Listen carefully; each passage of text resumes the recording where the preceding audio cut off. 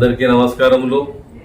Minority పక్షపాతి గౌరవనీయులైన ముఖ్యమంత్రి వర్యులు శ్రీ వైఎస్ జగన్మోహన్ రెడ్డి గారు ఈరోజు కదిరి నియోజకవర్గం అభ్యర్థిగా ఒక మైనార్టీని ప్రకటించడంపై ఆయనకి ధన్యవాదాలు తెలుపుకుంటూ ఆయన మైనార్టీల కొరకు ఆలోచించి ఈ కదిరి సీటు కేటాయించినందుకు మళ్ళీ ఆయనకి ధన్యవాదాలు చేసుకుంటున్నాను.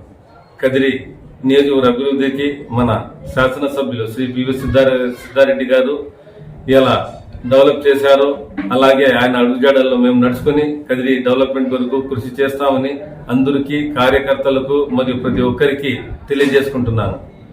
ఈరోజు ప్రతి కార్యకర్తకు మేము అండగా ఉంటామని హామీ ఇస్తూ అందరికీ కదిరి నియోజకవర్గం ముచ్చటగా 3వసారి గెలిపించుకోవాలని, అందరూ హ్యాట్రిక్ సాధించాలని, దానికోసం కృషి చేయాలని అందరినీ మనవి చేసుకుంటూ సెలవు తీసుకుంటున్నాను.